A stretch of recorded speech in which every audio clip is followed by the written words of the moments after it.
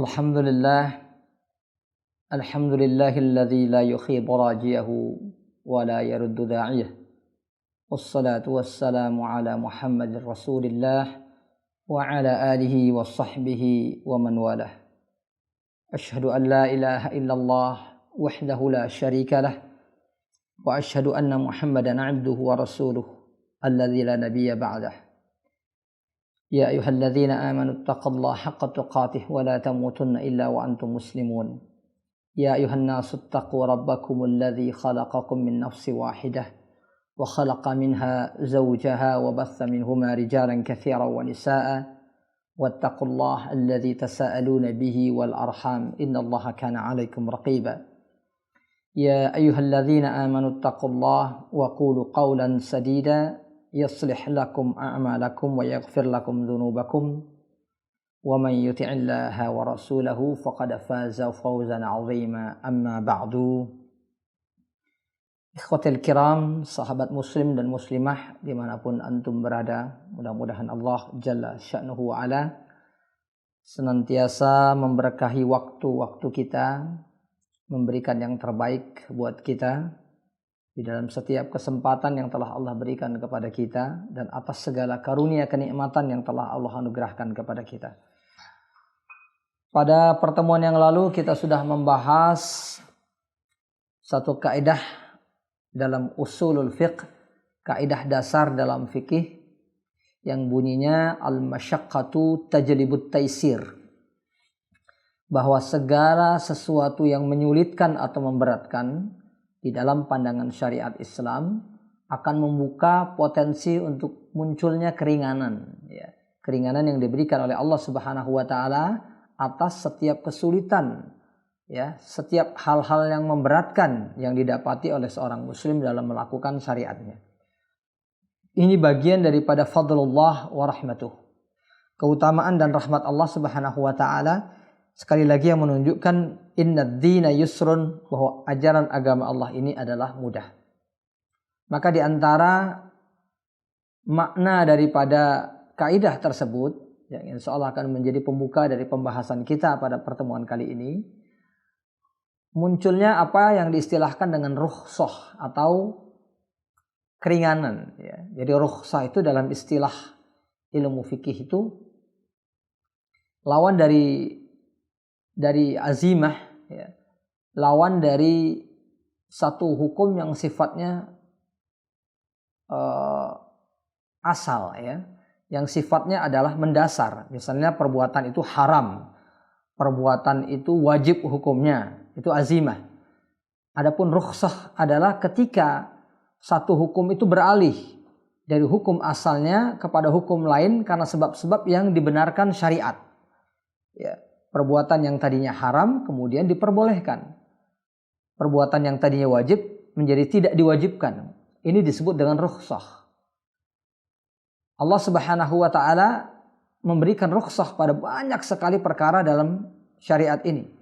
Makanya disebutkan di dalam hadis, innallaha yuhibbu an tu'ta rukhasuh kama yakrahu an tu'ta ma'siyatuh. Allah itu senang kalau seandainya seorang hamba itu melakukan hal-hal yang telah diberi keringanan oleh Allah Subhanahu wa taala.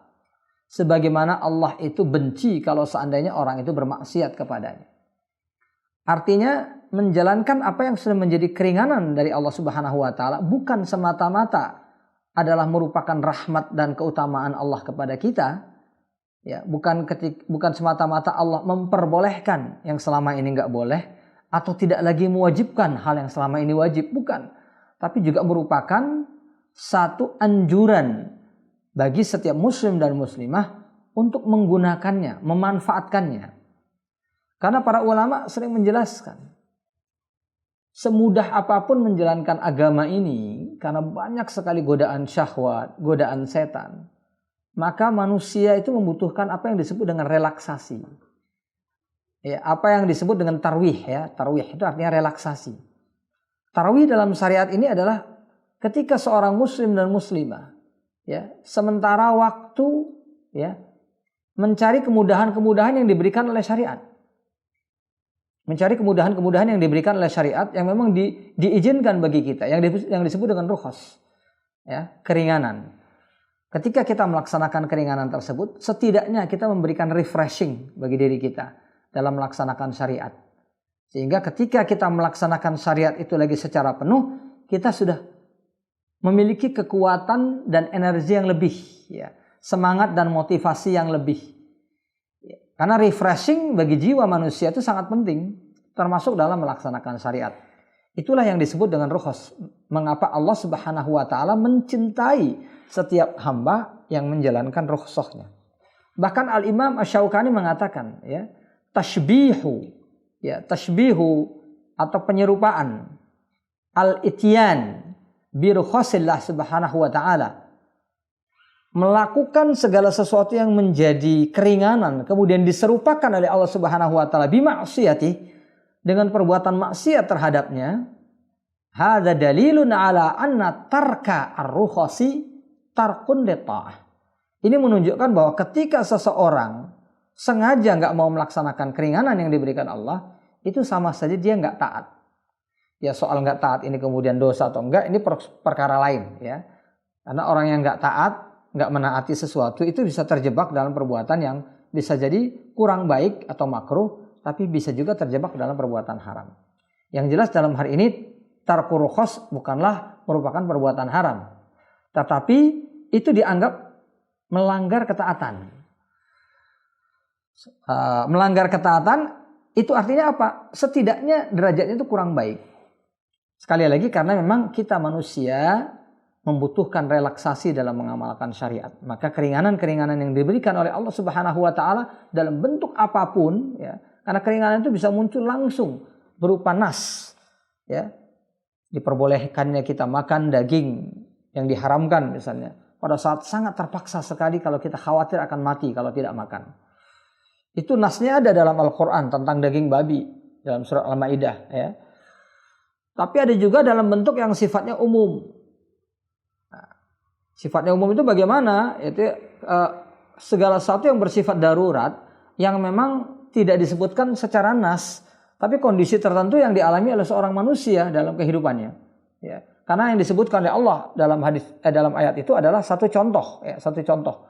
Yang kemudian itu bisa dikiaskan dengan contoh-contoh lain yang sifatnya sama kedaruratan, nilai kedaruratannya. Jadi contoh yang disebutkan tentang bagaimana orang yang sakit boleh tidak berpuasa di bulan Ramadan, orang yang bersafar, bepergian, lalu dia merasa susah dan kepayahan, boleh tidak berpuasa. Ini dikiaskan oleh para ulama dengan kondisi-kondisi lain. Ada orang yang misalnya merasakan terlalu lelah sekali, ya, di mana dia harus bekerja dan pekerjaannya itu membahayakan jiwa kalau dalam kondisi lelah. Maka pada saat itu juga diperbolehkan orang tidak berpuasa. Dia nggak safar, nggak bepergian, dia nggak sakit, ya. Tetapi pekerjaannya itu berbahaya kalau dilakukan dalam kondisi tubuh lemah, yang membutuhkan energi yang besar, sementara pekerjaan itu bagi dia wajib, ya. Dia tidak bisa meninggalkan pekerjaan tersebut berkaitan dengan nafkah bagi keluarganya yang belum ada pilihan lain. Maka pada saat itu sebagian di antara ulama menganggap itu adalah kondisi yang sama. Jadi itu yang kita bahas pada pertemuan yang lalu. Nah, pada pertemuan kali ini kita akan membahas kaidah yang terkait juga dengan kaidah itu. Bunyi kaidahnya, al-wujubu yata'allaqu bil istata'ah. Yang namanya kewajiban itu selalu terkait dengan kemampuan. Maka fala wajiba ma'al ajzi. Maka ketika seseorang itu tidak mampu, kewajiban itu pun tidak berlaku. Wala muharrama ma'ad darurah. Ketika seseorang dalam kondisi darurat, maka yang namanya haram pun tidak berlaku. Sahabat muslim dan muslimah dimanapun antum berada, mudah-mudahan menjadi bagian daripada keberkahan bagi kita mengkaji salah satu di antara dasar fikih ini, karena ini adalah merupakan dasar fikih yang sangat penting, ya, sangat krusial dalam pengamalan syariat, karena langsung berkaitan dengan pengamalan syariat itu sendiri. Hukumnya langsung berkaitan dengan pengamalan syariat itu sendiri. Bahwasanya segala sesuatu yang wajib dalam syariat Islam itu selalu terkait dengan faktor kemampuan untuk melakukannya. Ketika kemampuan itu tidak ada, maka kewajiban itu nggak berlaku. Begitu juga segala sesuatu yang diharamkan itu akan terkait juga dengan kondisi seseorang. Ketika seseorang itu dalam kondisi darurat, terpaksa melakukannya, maka keharaman itu pun tidak berlaku lagi. Nah, sebelum membahas tentang persoalan ini secara apa yang disampaikan oleh Syekh rahimahullahu taala di dalam kitabnya yang sangat penuh dengan ilmu dan kandungan yang luar biasa dalam kasanah ilmu fikih ini, kita akan membahas terlebih dahulu tentang istita'ah. Di sini kan dikatakan bahwa kewajiban itu terkait dengan istita'ah, ya. Dalam bahasa Arab istita'ah kemampuan. Lalu apa yang dimaksudkan dengan istita'ah di sini? Karena lawan kata daripada istita'ah itu adalah ajz, ya. Ajz, azun, berarti tidak mampu. Ya, kalau ahli bahasa mengatakan al-ajzu, kan kita ada doa yang bunyinya Allahumma inni a'udzubika minal ajzi wal kasali, gitu ya. Ya Allah, aku berlindung kepadamu dari dua hal, yaitu dari ajz, kelemahan, ketidakmampuan, dan kasal, kemalasan. Para ulama menjelaskan al-ajzu adamul qudrati ala syai'i li faqdil quwwati awil fursah. Yang namanya ajz itu adalah ketidakmampuan seseorang melakukan sesuatu karena hilangnya kekuatan atau hilangnya kesempatan. Itu namanya ajz. Ini kan lawan dari istita'ah tadi ya. Ajz itu hilangnya kemampuan seseorang itu karena faktor apa? Karena kekuatannya yang nggak ada daya dia, nggak ada kekuatan untuk melakukannya, atau hilangnya kesempatan. Ya, bisa jadi seseorang mampu melakukan tapi kesempatannya nggak ada. Kesempatannya itu hilang. Maka pada saat itu dia dianggap orang yang lemah. Maka yang namanya ajaz ini adalah uzrun syar'i. Merupakan uzur yang dibenarkan syariat. Kenapa? Karena memang kemampuan hilang. Kesempatan hilang. Pada saat itu seseorang beruzur untuk tidak melakukan sesuatu yang diwajibkan. Adapun kasal, adamul qudrati ala syai'i li faqdil iradah. Seseorang yang tidak mampu melakukan sesuatu karena hilangnya kemauan. Jadi yang hilang bukan kekuatan, yang hilang bukan kemampuan, yang hilang bukan kesempatan, tapi yang hilang adalah kemauan. Maka kasal ini bukan termasuk uzrun syar'i. Bukan termasuk uzur yang dibenarkan syariat. Kenapa? Karena yang hilang adalah kemauan, ya, bukan kemampuan. Nah, di sini sahabat muslim dan muslimah yang dimuliakan oleh Allah Subhanahu wa taala, perlu kita tegaskan ya. Definisi ini, definisi yang sifatnya lawan kata ya, lawan kata dari istita'ah tadi, yaitu ajaz. Karena kadang-kadang seseorang itu ya secara nafsu itu tidak membedakan antara ajaz dengan kasal. Ya, antara nggak mampu dengan malas. Ya, betul ya. Nah, kalau seseorang misalnya diajak untuk melaksanakan sesuatu, oh saya nggak mampu, saya belum mampu. Padahal sebenarnya bukan belum mampu, tapi belum mau. Ya kan? Ada wanita diajak berhijab misalnya, saya belum mampu. Ya, jadi sebenarnya ini bukan belum mampu, tapi belum mau. Karena kalau dia belum mampu, maka memang itu nggak wajib. Namanya orang nggak mampu, hilang kekuatan, hilang kesempatan. Saya mau sih berhijab, tapi saya nggak pernah punya hijab dan nggak bisa beli hijab. Gimana ya? Kalau emang nggak mampu beli bagaimana? Maka kewajiban orang lain untuk membantu dia. Secara pribadi dia udah nggak wajib karena dia emang nggak mampu. Hilangnya kesempatan tadi. Orang lain yang memberikan kepadanya sesuatu yang membuat dia mampu untuk melakukannya. Tetapi yang menjadi persoalan, orang sering tidak bisa membedakan atau tidak mau membedakan ya antara tidak mampu dengan tidak mau. Nah, di sini kita akan berbicara tentang istita'ah. Kewajiban itu berkait dengan istita'ah. Istita'ah itu apa sih? Al-istita'ah itu ada al-qudratu ala syai'i, ya, kemampuan ya, yang dimiliki oleh seseorang, yahsulu biha fi'lul wajib. Ya, yahsulu biha fi'lu syai' atau fi'lul wajib, yang menyebabkan seseorang itu mampu melakukan sesuatu. Ya, kemampuan yang dimiliki seseorang sehingga seorang itu mampu melakukan sesuatu. Ya, kalau dalam pengertian syariat sering para ulama menyebutkan bahwa yang namanya istita'ah itu adalah kemampuan di mana seseorang ketika melakukan sesuatu tidak terkena hal-hal yang bisa bermudarat buat dirinya. Itu disebut dengan kemampuan. Al-istita'ah secara syariat. Nah, oleh sebab itu ketika disebut dengan istita'ah atau kemampuan, maka setiap syariat kemampuannya tentu berbeda-beda. Maksudnya begini, setiap ketentuan syariat apapun itu, maka kemampuan dalam melaksanakannya itu wujudnya berbeda-beda, nggak sama. Misalnya kewajiban untuk sholat, kemampuan yang harus dimiliki dalam hal itu berbeda. Dengan kewajiban orang untuk menikah misalnya, dengan kewajiban orang untuk berhaji misalnya, dengan kewajiban orang untuk berzakat misalnya. Kemampuan yang dimiliki seseorang untuk masing-masing kewajiban itu berbeda-beda. Ya, kita bisa berikan contoh misalnya. Ya, salah satu di antara misalnya adalah berhaji. Di dalam hadis disebutkan manistata'a ilaihi sabila. Bahwa kewajiban haji itu adalah bagi orang yang mampu untuk melakukannya. Disebutkan juga di dalam Al-Quran. Manistata'a ilaihi sabila. Bagi siapa yang mampu melakukannya.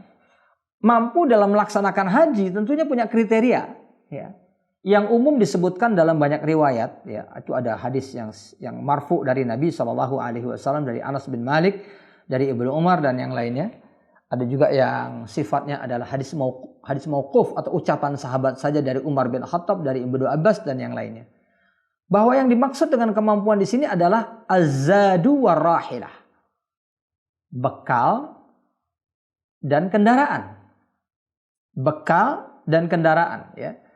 Hadis-hadis dan riwayat ini memang banyak mengandung kelemahan pada masing-masingnya. Ya, di masing-masing mengandung kelemahan, tapi para ulama di antara Syekh Abdul Aziz bin Abdullah bin Baz mengatakan yuqawi ba'duha ba'dhan fayu'khadh minha.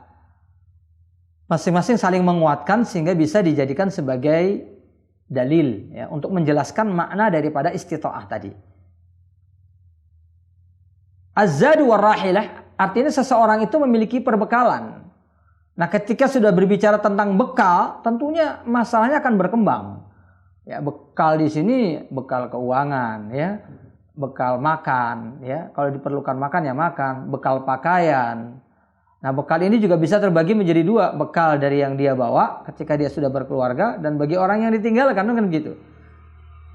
Enggak hanya yang dibawa saja, misalnya orang berangkat haji. Mungkin pada zaman sekarang tidak terlalu lama lah, ya. Paling hanya sekitar 40-an hari, ya. Yang plus malah bisa lebih cepat daripada itu. Tapi di zaman dulu orang kalau berangkat haji bisa berbulan-bulan bahkan bertahun-tahun. Maka ketika dia berangkat haji membawa bekal, dia harus punya bekal untuk ditinggalkan bagi keluarganya. Jangan sampai bekal cukup untuk haji yang di rumah nggak punya apa-apa. Nah, ini kalau sudah bicara tentang bekal, tentang zat. Begitu juga dengan kendaraan. Kendaraan di masing-masing zaman tentu berbeda. Daerah juga menentukan, ya. Orang yang tinggal dekat dari kota Mekah dan Madinah, tentu kendaraan yang dibutuhkan beda dengan orang-orang yang tinggal jauh dari kedua kota tersebut. Begitu juga kendaraan di masa lalu berbeda dengan di masa sekarang. Ya. Nah, oleh sebab itu sahabat muslim dan muslimah istita'ah di sini menjadi beragam gitu loh. Oleh sebab itu juga para ulama ahli fikih ketika membahas tentang istita'ah dalam melaksanakan haji ini, itu disesuaikan dengan konteks, kondisi dan keadaan yang ada pada waktu itu. Ulama-ulama fikih abad pertengahan itu banyak menambahkan hal-hal misalnya, ya, amnul balad, keamanan satu negeri, itu masuk dalam istita'ah. Karena pada masa itu mungkin masih banyak terjadi peperangan, ya, kondisi tidak aman di satu tempat dengan yang lainnya.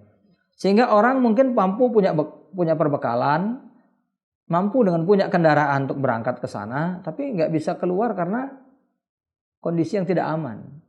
Perjalanan jauh dari rumahnya menuju kota Mekah atau Madinah itu akan menghadapi banyak bahaya di perjalanan. Maka amnul balad. Kemudian di masa yang lain, ya, ulama-ulama yang lebih modern itu juga mengungkapkan syarat lain, misalnya tentang kemampuan seseorang untuk mendapatkan izin berangkat ke luar negeri. Misalnya orang tinggal jauh dari kota Mekah dan Madinah, dia mampu secara uang, ya. Dia mampu secara secara finansial, badan juga dia sehat, tetapi kemudian dia tidak bisa keluar dari negaranya karena dia nggak memenuhi persyaratan untuk bisa keluar karena berbagai macam hal, ya. Kondisi negara satu dengan yang lainnya berbeda-beda. Kalau kondisi negara dalam keadaan aman, mungkin yang dibutuhkan seperti paspor dan sejenisnya. Nah, sekarang bertambah lagi di masa sekarang ini. Kita sudah berbicara juga tentang kuota, ya. Ini sudah mau haji, semuanya sudah siap, ternyata kuotanya terbatas, ya. Harus melalui antrian lagi. Sehingga istita'ah ini menjadi banyak sekali pembicaraannya.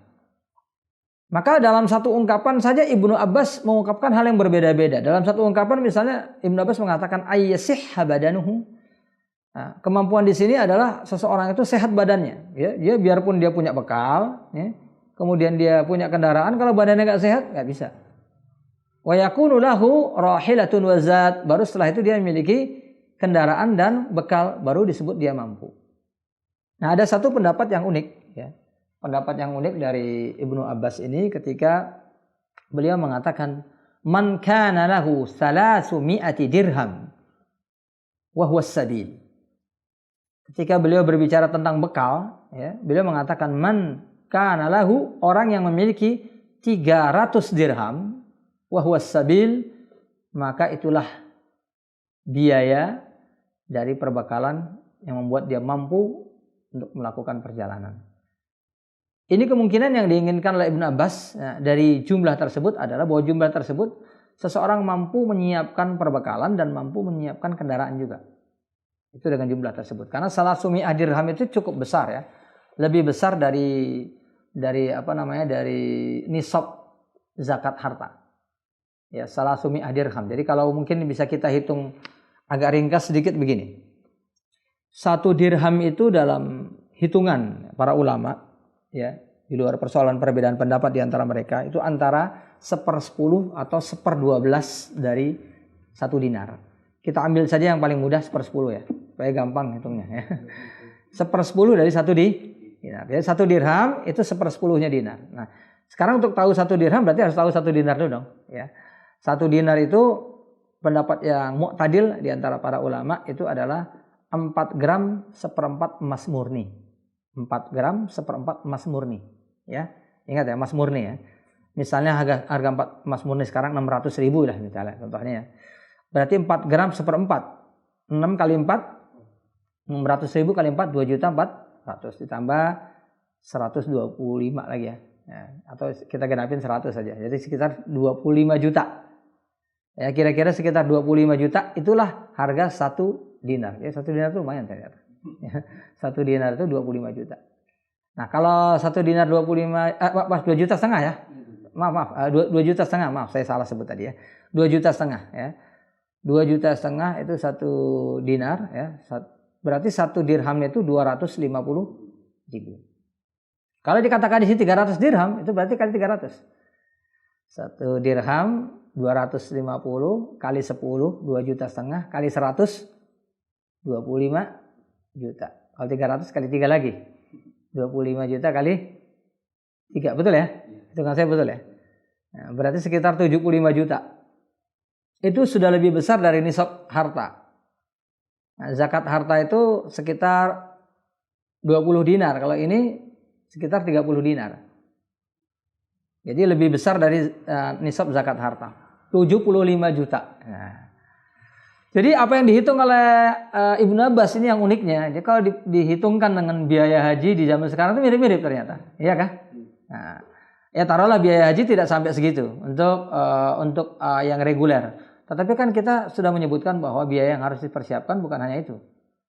Nah, nanti mungkin untuk pegangan di jalan lagi, kemudian untuk yang ditinggalkan bagi keluarganya selama 40 hari, ya, dan lain-lain, ya. Jadi memang jumlahnya tidak terlalu jauh dari jumlah tersebut yang disebutkan oleh Ibnu Abbas. Maka yang dipahami oleh para ulama itu adalah uang yang bisa dipergunakan untuk menyiapkan kendaraan pada masa itu dan sekaligus menyiapkan bekal untuk dia dan keluarganya. Jadi, kalau sudah punya segitu kata Ibnu Abbas berarti memang sudah mampu dia. Ikhwas fillah yang dimuliakan oleh Allah, dan termasuk diantaranya adalah kesehatan fisik, jasmani dan rohani.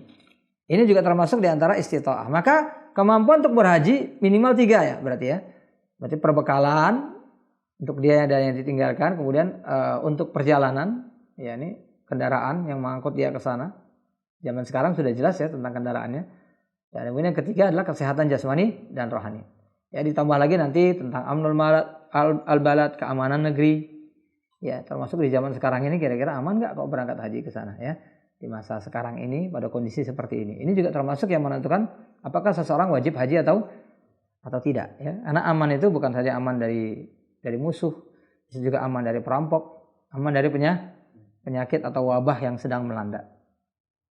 Nah, itu kalau kita baru berbicara tentang istitoah dalam haji. Contoh lain misalnya istitoah dalam nikah. Ya, karena kalau kita bicara tentang istitoah kan ada hadis-hadis yang menyebutkan langsung kata istitoah.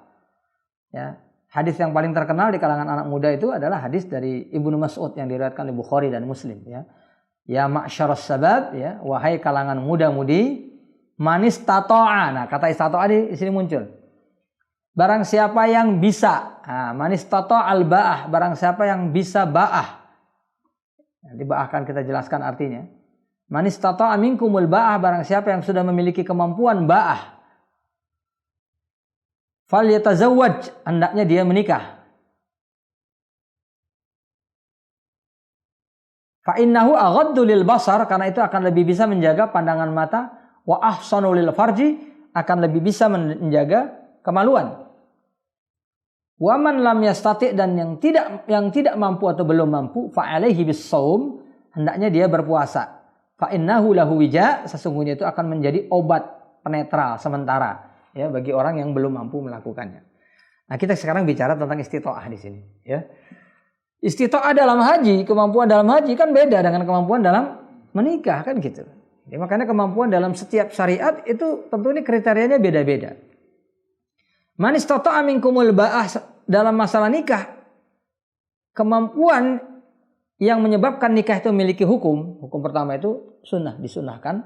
Sebagian ulama mengatakan asal hukumnya sunnah muakkadah, sunnah yang ditekankan. Itu berlaku ketika sudah memiliki ba'ah. Jadi hukum ini, hukum sunnah yang ditekankan ini enggak berlaku kecuali orang yang sudah memiliki ba'ah. Lalu ba'ah itu apa? Sebagian ulama mengatakan al-jinsiyah, kemampuan biologis. Kemampuan biologis dia untuk hidup berumah tangga. Kalau orang sudah memiliki kemampuan ini, kemampuan biologis artinya memang kemampuan biologis dia itu sudah sempurna ya. Sudah sudah mapan. Maka pada saat itu dia sudah terkena beban sunnah muakkadah tadi. Sunnah yang ditekankan. Sebagian di antara ulama mengatakan yang dimaksud dengan ba'ah di sini adalah mu'natu zawat, biaya untuk menikah. Ya, biaya untuk menikah adalah biaya seseorang untuk melakukan pernikahan, di antaranya mahar misalnya. Memberikan mahar kepada orang yang akan dinikahi. Ini yang paling umum di antara para ulama. Adapun mereka yang mengatakan bahwa yang dimaksudkan dengan kemampuan di sini adalah kemampuan ekonomi yang mapan, maka ini pendapat yang perlu ditelaah lagi ya. Karena itu bukan pendapat yang dimiliki oleh para ulama salaf terdahulu ya. Dan kemapanan dalam ekonomi ini sifatnya sangat relatif sekali ya. Karena sangat relatif menjadi sangat rancu untuk dijadikan sebagai acuan hukum. Nanti mampunya kapan ini ya? Yang mapan ini maksudnya punya pekerjaan tetap atau sudah punya rumah atau seperti apa ya kemampuan mapan di sini. Karena kalau ini dijadikan sebagai acuan hukum itu akan sangat ribet. Masing-masing di antara orang akan punya perhitungan sendiri-sendiri. Maka yang jelas dua hal tadi itu yang paling utama. Adapun kemampuan yang lain apakah tidak diperlukan? Ya pasti. Tetapi itu tidak menentukan hukum, ya, tidak menentukan hukum menjadi sunnah muakkadah tadi.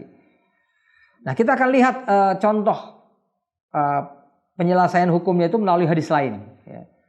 Hadis ini dari Sahal bin Sa'ad, sama juga diriwayatkan oleh Bukhari dan Muslim dalam sahihnya. Inna mura'atan ja'at ila Nabi sallallahu alaihi wasallam, suatu saat ada seorang wanita yang datang menjumpai Nabi. Faqalat, ya Rasulullah, wahai Rasulullah. Ya, setelah ada di hadapan Nabi, wanita ini berkata, jitu li ahabalaka nafsi. Ini agak unik memang ya. Ya Rasulullah, aku datang kemari untuk menyerahkan diri kepadamu. Maksudnya apa? Untuk minta dinikahin. Jadi dari riwayat ini sebagian ulama mengatakan seorang wanita boleh saja menjadi pihak yang menyerahkan diri kepada seseorang untuk dinikahi. Jadi nggak melulu seorang laki-laki datang untuk apa? Melamar. Boleh juga seorang wanita datang untuk menyerahkan diri atau melamar laki-laki. Ya, kalau dia memiliki wali, dia datang bersama walinya, kemudian menyerahkan dirinya.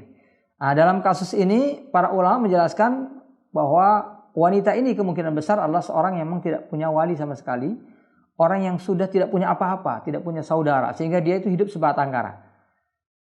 Hingga dia datang kepada Nabi untuk minta diselamatkan, ya. Aku minta dinikahi ya Rasulullah, ya. Maka di dalam hadis dikatakan fasa'adan Nabi sallallahu alaihi wasallam, maka Nabi sallallahu alaihi wasallam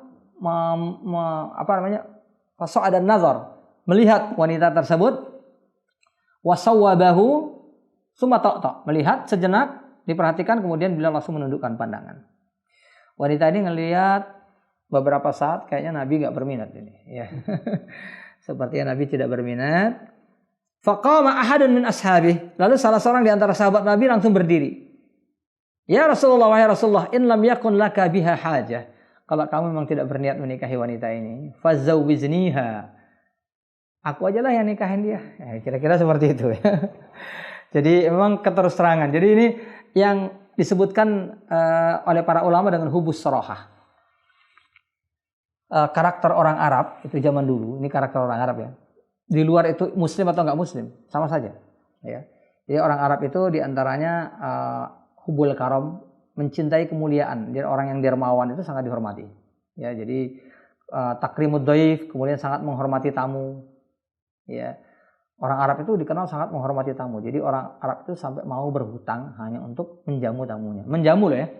Menjamu, bukan membantu orang yang susah, bukan, hanya menjamu tamu, mereka mau berhutang. Kemudian syaja'ah, keberanian, itu karakter orang Arab pada waktu itu. Al-akhdhu bis-sa'ar. Ini agak kurang nyaman sedikit memang, ya, tapi ini berlaku. Sampai para sahabat Nabi pun terpengaruh dengan karakter tersebut. Ya, membalas dendam.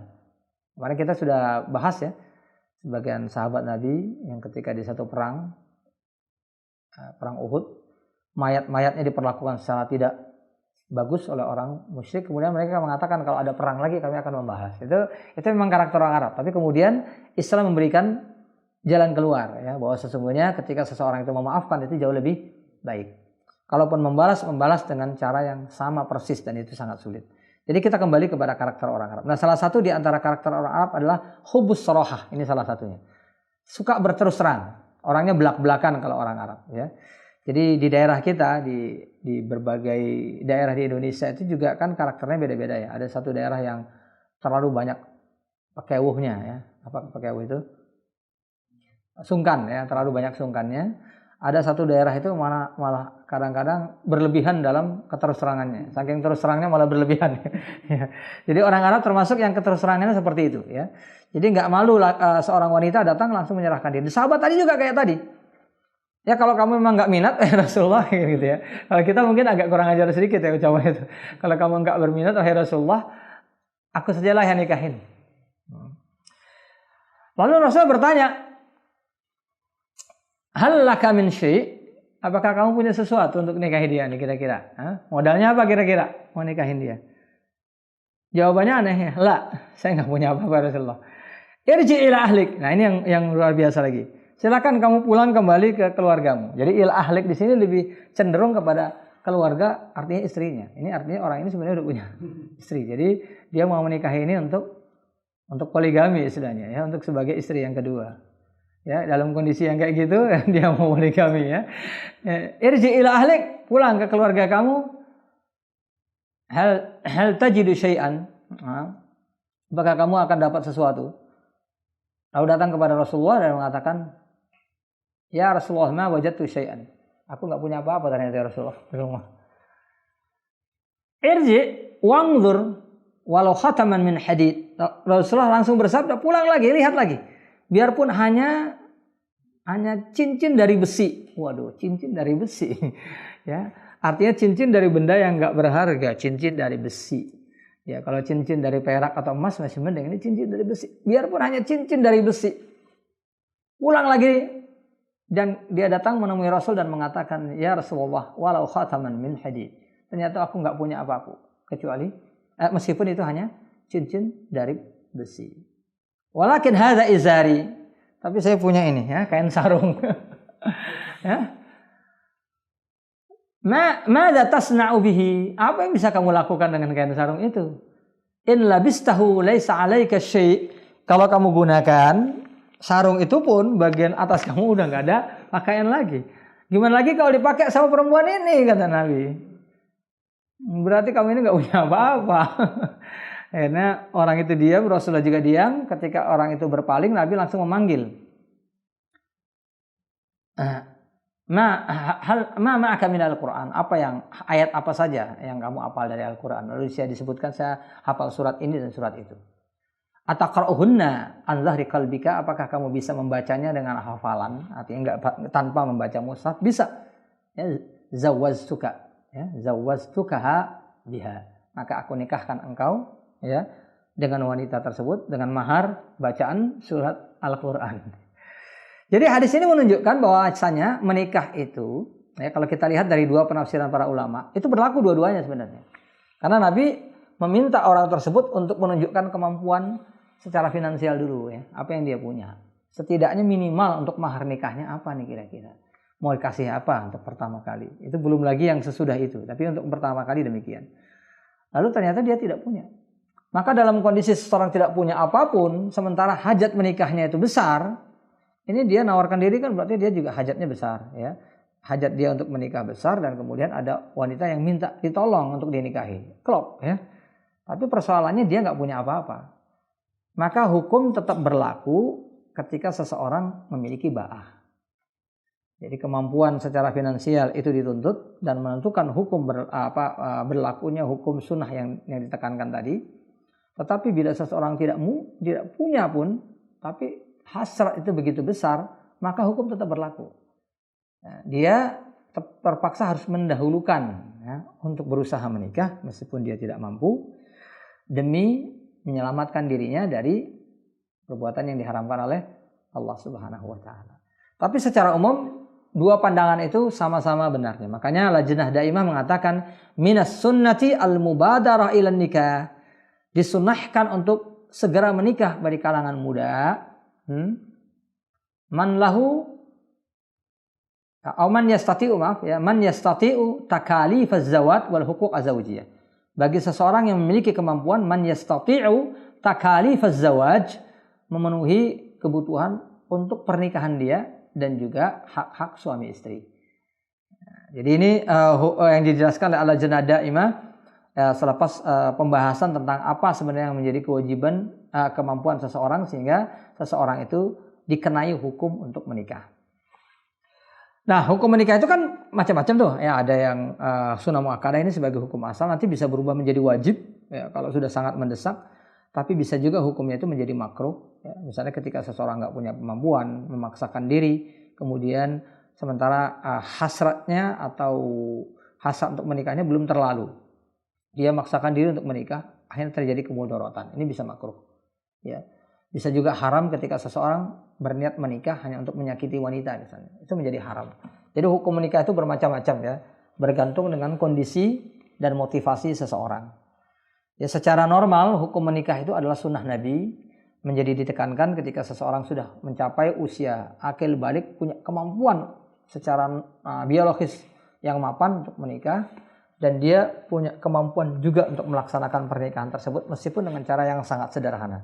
Maka pada saat itu sudah berlaku hukum sunnah yang ditekankan. Nah ini, jadi artinya dengan pembahasan ini, kata istita'ah ini kalau kita bahas untuk setiap syariat, wah panjang ya, nggak akan ada habis-habisnya. Tapi setiap syariat Islam, istita'ah atau kemampuan yang berlaku di situ itu berbeda-beda sesuai dengan syariat itu sendiri. Kemampuan untuk berhaji beda, kemampuan untuk menikah beda, kemampuan untuk untuk berzakat misalnya juga beda. Ya. Ikhwaskan fiddin yang dimuliakan oleh Allah Subhanahu Wa Taala. Kemudian selanjutnya digambarkan oleh Syekh di sini menjelaskan qala ta'ala fattaqullaha mastata'tum. Bertakwalah kepada Allah sebatas yang kamu mampu. Ini sesungguhnya beliau mau menjelaskan tentang batasan daripada istita'ah, ya, melalui firman Allah Subhanahu wa taala, fattaqullaha mastata'tum. Bertakwalah kepada Allah sebatas yang kamu mampu.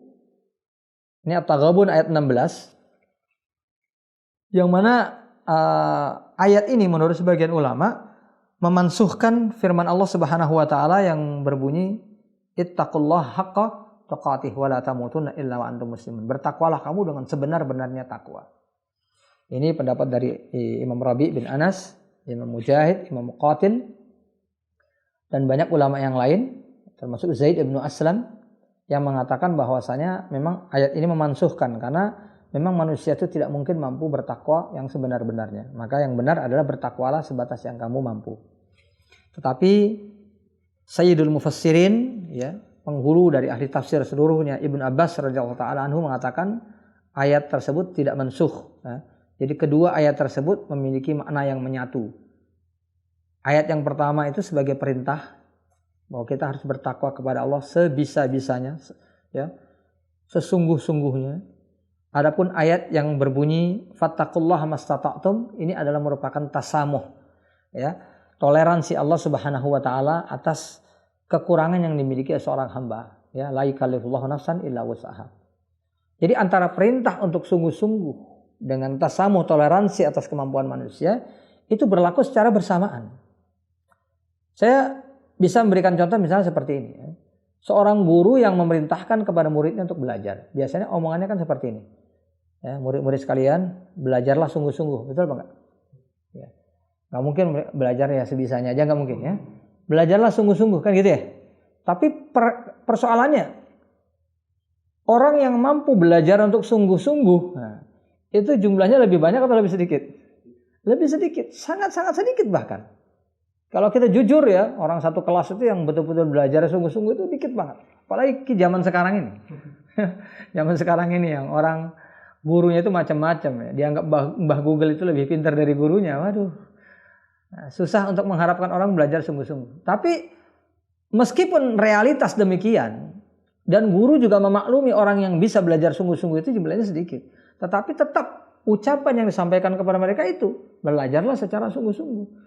Nggak akan berubah gitu. Misalnya seorang guru nasihati murid-muridnya, ya murid-murid sekalian, belajarlah kalian yang kalian bisa aja, nggak apa-apa. Itu nggak mungkin, ya. Tetap perintahnya adalah belajarlah sungguh-sungguh. Maka demikian juga perintah dalam Al-Quran, ittaqullaha haqqa tuqatih, ittaqillah haitsu ma kunta. Bahkan ditegaskan di dalam hadis, bertakwalah kamu dimanapun kamu berada. Tapi kemudian memang di dalam hadis ini dirangkum dua makna ayat tadi. Nah, ittaqillah haitsu ma kunta, bertakwalah kamu dimanapun kamu berada. Wa atbi'is sayyi'atal hasanata. Itu seolah-olah sudah ditegaskan bahwa kita nggak akan mungkin nih bisa bertakwa terus-terusan. Fa'atbi'is sayyi'atal hasanah. Kalau kamu berbuat kejelekan, segera bertobat dan kemudian iringi dengan perbuatan yang baik. Jadi wa'atbi'is sayyi'atal hasanata ini kan lanjutan. Lanjutan dari ittaqillah haitsu ma kunta. Di mana orang tidak akan mungkin bisa melakukan itu. Seseorang pasti akan melakukan kesilapan, maka dibuatlah peraturan kedua, ketika kita berbuat khilaf, bisa bertaubat. Dan kemudian kita menggantinya dengan perbuatan yang baik. Tamhuha, maka perbuatan baik itu akan bisa menghilangkan dosa perbuatan yang jelek tadi. Maka para ulama menjelaskan salah satu di antara sebenarnya rukhsah yang diberikan, ya, keringanan yang diberikan Allah Subhanahu wa taala yang manusia itu nggak sadar atau jarang yang sadar adalah taubat. Ya, dia taubat itu sebenarnya merupakan rukhsah. Rukhsah artinya keringanan yang diberikan Allah. Karena yang namanya perbuatan jelek, kekhilafan, kesalahan, dosa, itu perbuatan yang pasti dilakukan manusia. Kapan dilakukannya kita nggak ada yang tahu, ya. Kita nggak ada yang tahu, tapi manusia pasti akan melakukan dosa. Oleh sebab itu ketika Allah menyiapkan taubat sebagai perangkat, itu sebenarnya merupakan keringanan yang diberikan Allah. Ya, bayangkan kalau seandainya taubat itu tidak diberikan oleh Allah Subhanahu wa taala, ya. Maka keniscayaan yang terjadi tadi itu menjadi bencana bagi manusia. Sekali berbuat dosa, udah hancur sudah segala sesuatu yang dilakukan oleh manusia. Tentunya sangat berat sekali, ya. Kita kembali kepada persoalan, ya. Fattaqullaha mastata'tum, bertakwalah sebisa yang kamu mampu. Jadi dijelaskan oleh para ulama diantaranya Ibnu Abbas, ini adalah perintah dari Allah Subhanahu wa taala untuk memberikan keringanan bagi orang yang melakukan proses ketakwaan itu yang kemudian terjebak dalam kesalahan. Gak mungkin orang bisa bertakwa selamanya. Wasabata fis sahih annahu qala idza amartukum bi amrin fa'tu minhu mastata'tum. Kalau aku memerintahkan kalian dengan sesuatu, maka lakukanlah sebatas yang kalian mampu. Fattaqu fa'tu minhu mastata'tum. Jadi hadis ini, ya, sahabat muslim dan muslimah, sebenarnya ini merupakan potongan hadis. Dan sebenarnya pokok pembahasan inti dari hadis ini bukan hanya ini sebenarnya. Justru yang awal sekali itulah yang paling penting sebenarnya. Karena asbabul wurud hadis ini, penyebab hadis ini diucapkan Nabi, ketika ada seseorang yang bertanya tentang sesuatu yang sebenarnya nggak perlu.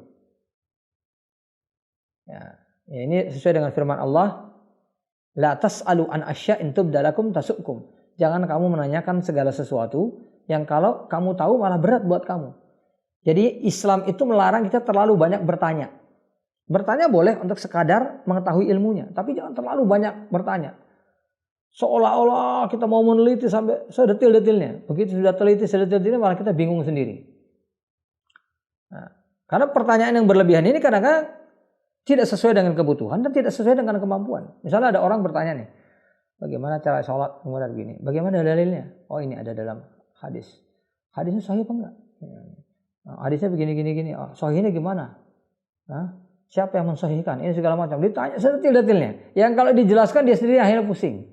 Sebenarnya soal sahih ini ada perbedaan pendapat loh di antara para ulama. Sebagian malah pusing akhirnya dia bingung. Ya. Coba kalau dia nggak nanya banyak tadi, laksanakan saja. Pokoknya ada dalilnya, sahih sudah selesai ya.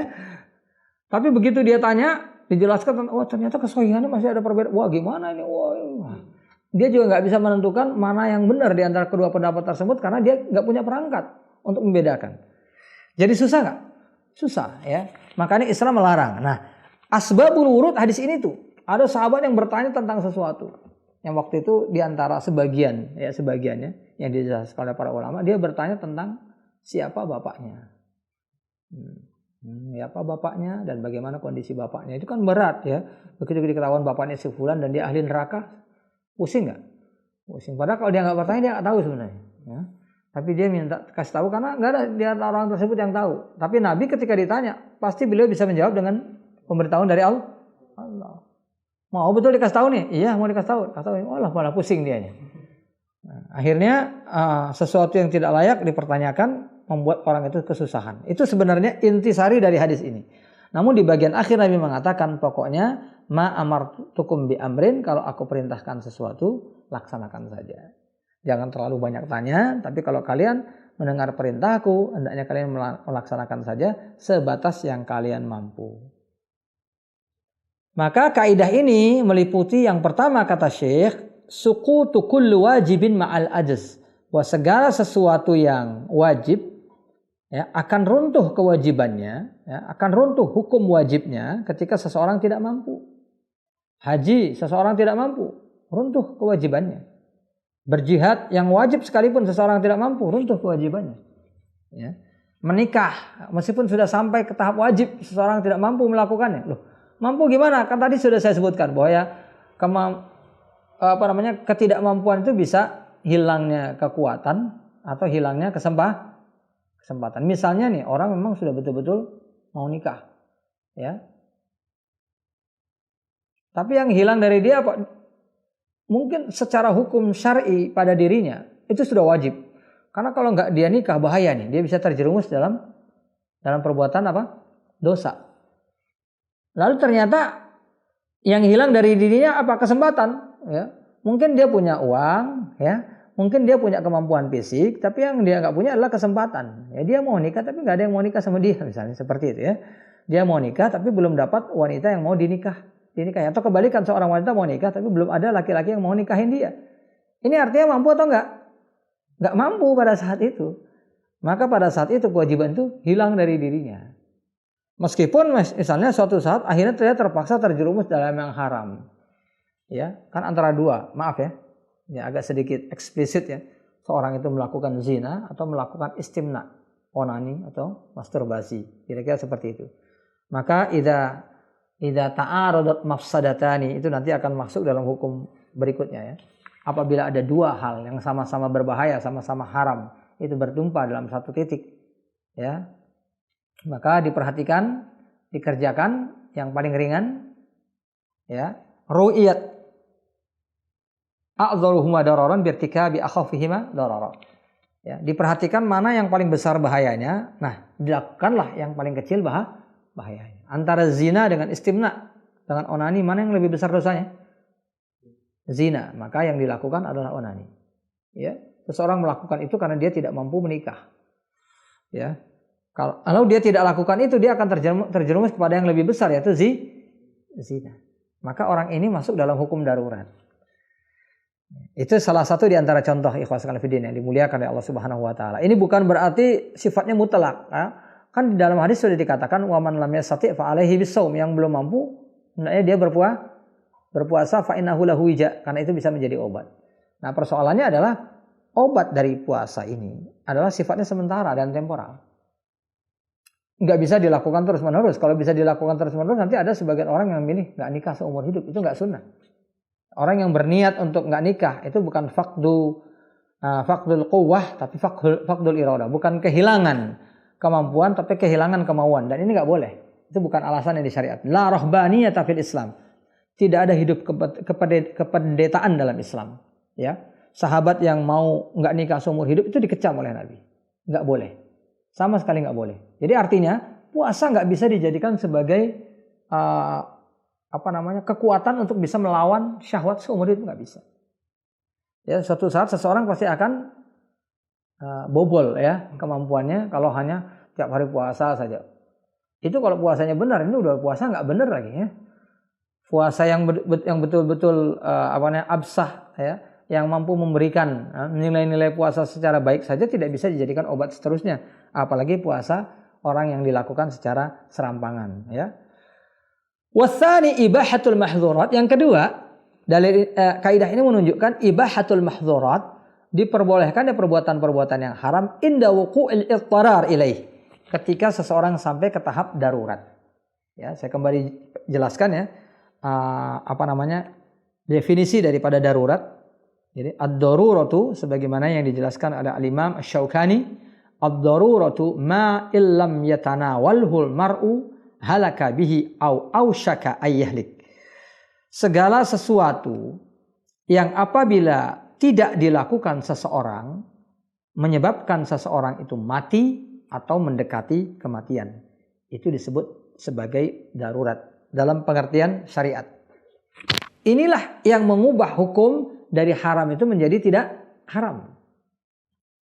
Sebagaimana Allah berfirman, "Faman itturra fi makhmasatin ghayra mutajanifin li itsmin." Ya, tentang memakan daging babi. Barang siapa yang berada dalam kondisi darurat, misalnya dalam makhmasah. Makhmasah itu kelaparan. Kelaparan jadi bukan lapar. Jadi beda antara lapar dan kelaparan. Kelaparan ini sampai kepada tingkat seseorang itu dikhawatirkan bisa meninggal ini. Minimal mendekati kematian kalau dia biarkan tidak makan seterusnya. Maka disebut dengan makhmasah. Itu perbedaan antara makhmasatun dengan ju'. Ya. Hangar atau ju' itu kondisi biasa. Tapi ini kondisi yang betul-betul emergensi. Fa innallaha ghafurur rahim. Sesungguhnya Allah itu maha pengampun lagi maha penyayang. Jadi hukum darurat ini berlaku, ikhwas sekalian fiddin, bagi seseorang. Wa ma lakum alla ta'kulu mimma dzukira smallahu alaihi wa qad fassala lakum ma harrama alaikum illa ma turitum ilaihi. Ya, mengapa kalian tidak makan sesuatu yang disebutkan nama Allah? Sesungguhnya Allah telah menjelaskan kepada kalian apa saja yang diharamkan bagi kalian kecuali ketika kalian berada dalam kondisi darurat untuk memakannya. Fa hadhil ayatu sharihatun. Ya, bihilli kulli muharramin utturra al-'abdu ilaihi. Dihalalkannya segala sesuatu yang haram ketika seorang hamba dalam kondisi darurat. Walakinnad darurah, tapi diingatkan di sini ada kaidah lain yang berbunyi ad-daruratu tuqaddaru biqadriha. Harus ingat bahwasanya yang namanya darurat itu harus dibatasi sebatas tingkat emergensinya. Kalau karena kelaparan yang bisa menyebabkan kematian, maka makanan yang dikonsumsi cukup untuk menyelamatkan seseorang dari bahaya tadi. Bukan untuk tamattu, ya, untuk senang-senang, ya. Dinikmatin sedemikian rupa tidak, tapi sampai dalam batas seseorang itu selamat dari apa yang membahayakan dirinya. Dan ini sifatnya sangat relatif sekali, ya. Sangat relatif sekali, ya. Kalau orang yang udah tidak makan begitu lama, ya bisa jadi orang harus makan sampai kenyang betul. Karena yang dibutuhkan bukan sekedar untuk menghilangkan lapar yang ada pada waktu itu, tapi untuk melengkapi kekurangan nutrisi dalam tubuh dia yang menyebabkan dirinya berada dalam kondisi bahaya maut. Jadi dia mungkin bisa melakukannya berkali-kali. Ini sudah kenyang nih, makan lagi dia, makan lagi, ya, sampai kondisi di mana dia dianggap aman.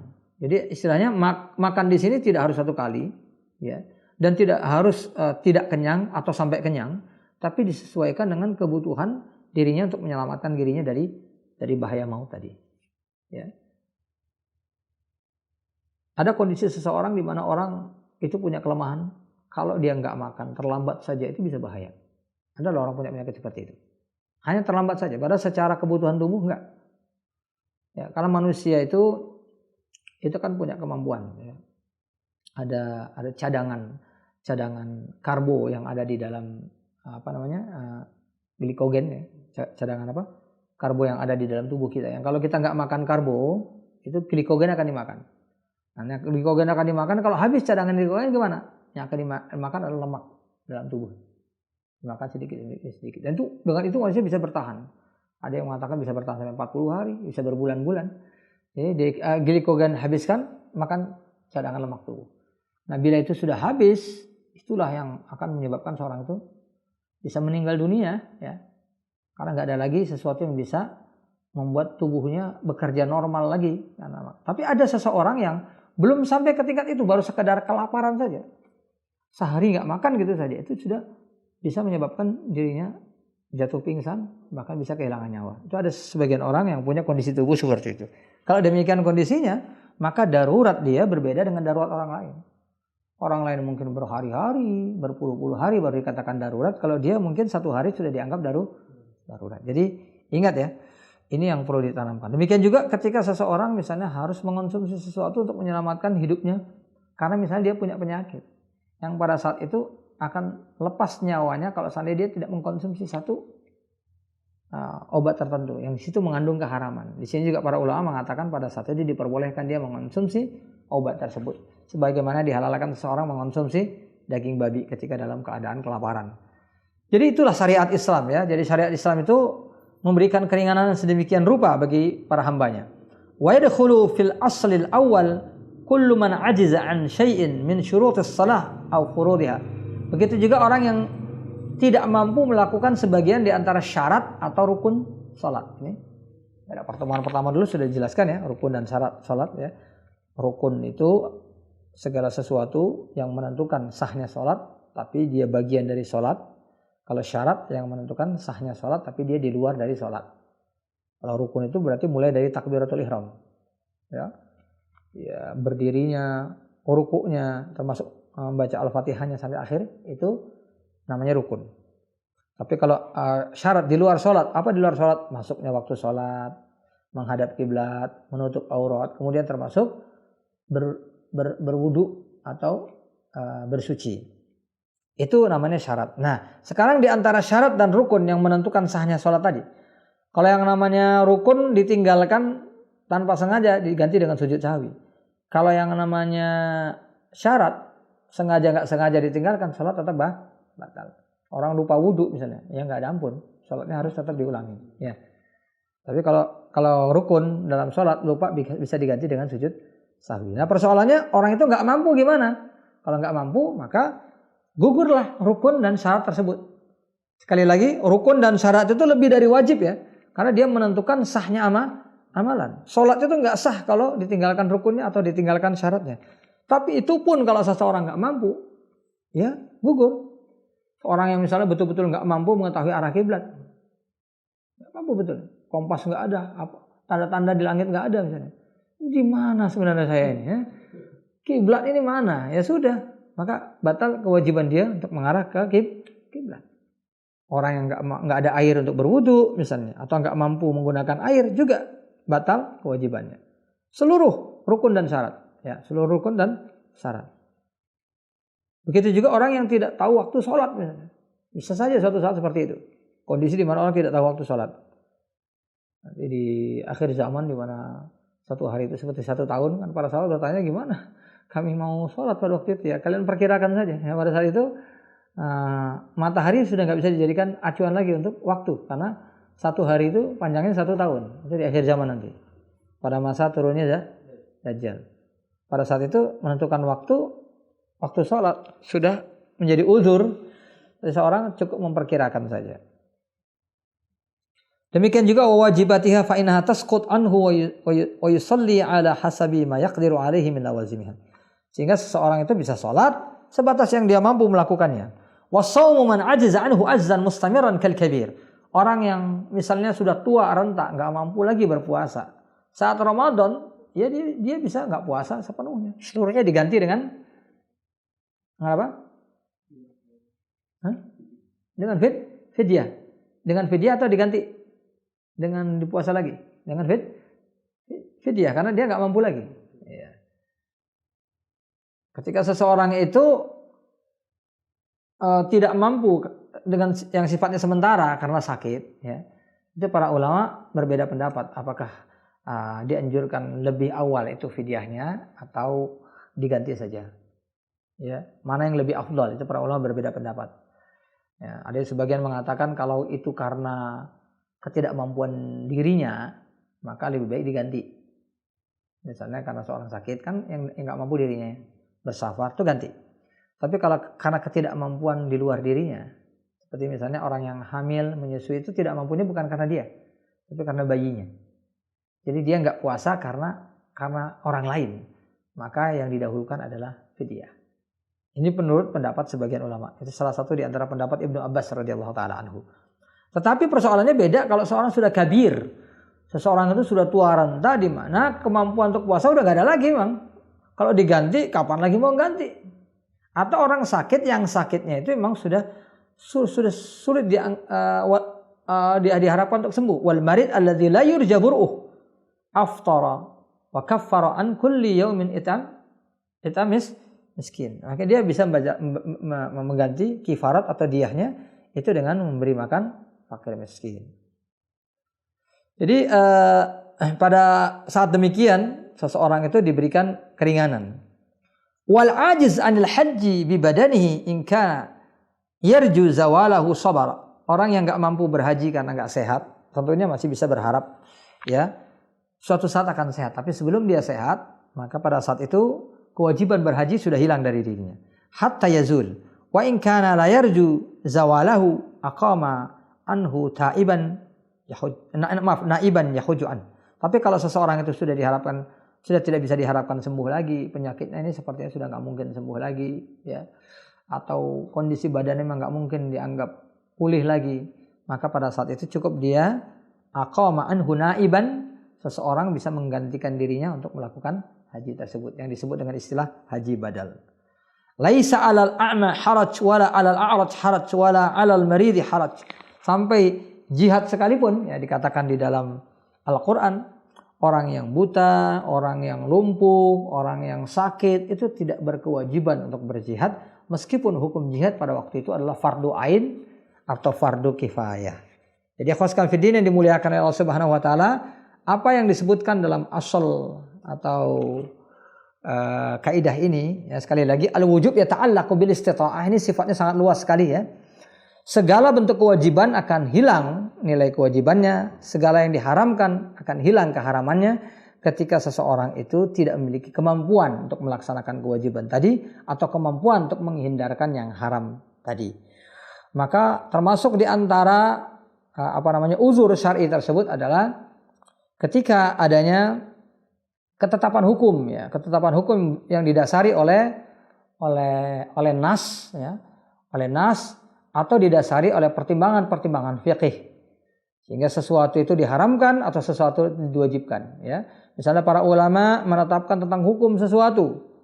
Nah, sebagai uzur syar'i seseorang untuk tidak melaksanakan sholat berjamaah, ya, tidak melaksanakan Jum'ah dan lain-lain, maka pada saat itu berlakulah hukum tersebut, bahwa hukum kewajiban tadi itu hilang dengan adanya ketidakmampuan tadi. Kenapa kita tidak mampu? Ya karena dihukumi berdasarkan nazar fiqih bahwa itu membahayakan seseorang atau bisa membahayakan orang lain. Jadi makanya saya katakan istita'ah di sini, ketidakmampuan di sini sangat kompleks. Bukan hanya soal badan nggak mampu, diri nggak mampu gitu loh. Kadang-kadang kesempatan juga. Ya, dan ketidakmampuan itu juga macam-macam karena berhadapan dengan musuh. Jadi musuh ada yang kelihatan, ada yang nggak kelihatan. Betul ya? Kalau dulu pergi ke luar negeri kan ada musuh, takut ada rampok, takut ada musuh yang tidak suka dengan kita. Tetapi sekarang bisa saja dengan bahaya-bahaya lain, ya, karena binatang buas misalnya, orang yang tinggal di tengah hutan, atau karena mungkin virus dan sejenisnya, wabah penyakit dan sejenisnya. Ini semua bisa menjadi udhrun syar'i, ya, menyebabkan seseorang itu terhalang dari melaksanakan kewajiban atau terhalang dari meninggalkan perbuatan-perbuatan yang diharamkan. Jadi ini termasuk dalam pembahasan tadi. Insya Allah demikian yang dapat saya sampaikan pada pertemuan pagi hari ini, mudah-mudahan bermanfaat, dan insya Allah besok akan kita lanjutkan dengan kaidah yang kelima. Asy-syari'atu mabniyatun ala aslain. Syariat itu dibangun di atas dua hal. Al-ikhlas lil ma'bud, keikhlasan kepada Allah, wal mutaba'ah lir rasul, dan mengikuti syariat Rasulullah sallallahu alaihi wasallam. Assalamualaikum warahmatullahi wabarakatuh.